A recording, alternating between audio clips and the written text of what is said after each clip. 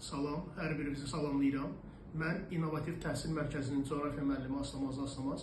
Bugün sizlərə MİQ və sertifikasiya ilə bağlı olan müəyyən sualların cavabını verməyə çalışacağım. Aslamaz müəllim, son illərin MİQ sertifikasiya imtahanlarını nəzərə alsaq, coğrafiya müəllimləri ən çox hansı mövzulara diqqət yetirməlidirlər? Son illərdə MİQ və sertifikasiya imtahanlarında daha çox xəritə və onlarla işləmə bacarığı, eyni zamanda fiziki və iqtisadi coğrafiya, iqlim və iqlim tipləri, əhali və demoqrafiya, Azərbaycan iqtisadi coğrafiyası və eləcə də coğrafi qanuna uyğunluqların əsaslanan məntiqi suallarda üstünlük verilir. Bu sualları təkcə mövzuları əzbərləməklə yox, eyni zamanda onları mahiyyətini anlamaqla yazmaq mümkündür və bunun üçün də təbii ki, öyrənilmiş mövzuların sınaqlar üzərində möhkəmləndirilməsi vacibdir və bunun üçün bizdə olan onlayn formatda eynən MİQ və sertifikasiya imtahanlarında istifadə olunan sual nümunələrinə uyğun istifadə etməklə öyrənmək və möhkəmləndirmək mümkündür. Aslamaz müəllim, sizcə imtahana son bir ay qalmış, hazırlıq planı necə olmalıdır? Son ay yeni mövzu öyrənilməsindən daha çox öyrənilmiş mövzuların təkrarı vacibdir və bu mövzuların təkrarını da siz daha çox testlər üzərində apara bilərsiniz və testlər üzərində apardığınız həmən o analizlər sizə daha uğurlu nəticə əldə etməyə kömək göstərəcək.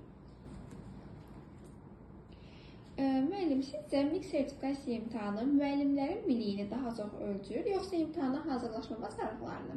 Məncə hər ikisi bir ölçü vahididir. Güclü baza biliyi olmadan yüksək nəticə əldə etmək çətindir. Amma həmin biliyi imtahan formatına uyğun tətbiq etmək, vaxtı düzgün idarə etmək və eyni zamanda sualları analiz etmək uğurun əsas şərtlərindəndir. Və bunun üçün real imtahan modeli önəmlidir. Bu modeli də siz bizim kurs sistemimizdə onlayn formatda arxada mən sizə bir nümunə test üzərində göstərməyə çalışacağam. İmtahanda iştirak eləmiş və nisbətən nəticəsi zəif olan müəllimlər yəqin ki, o formatı görüblər.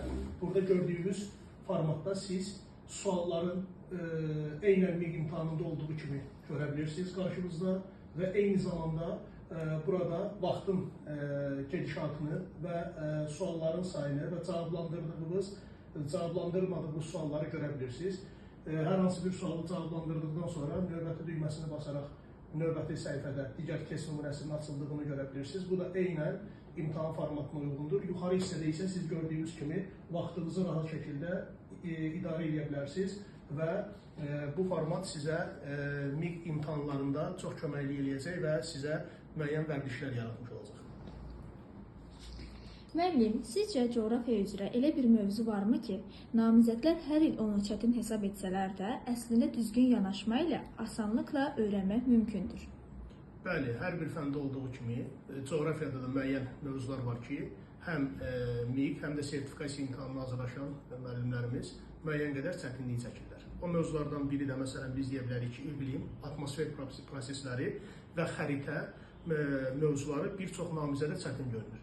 Halbuki sxemlər, xəritələr və səbəb-nəticə əlaqələrini öyrənməklə bu mövzuları ən rahat mənimsənilən bölmələr halına gətirmək mümkündür. Müəllim, sizcə imtahanda ən çətin sual hansıdır? Coğrafiya sualı, yoxsa imtahandan çıxdıqdan sonra neçə bal yığdığın sualı?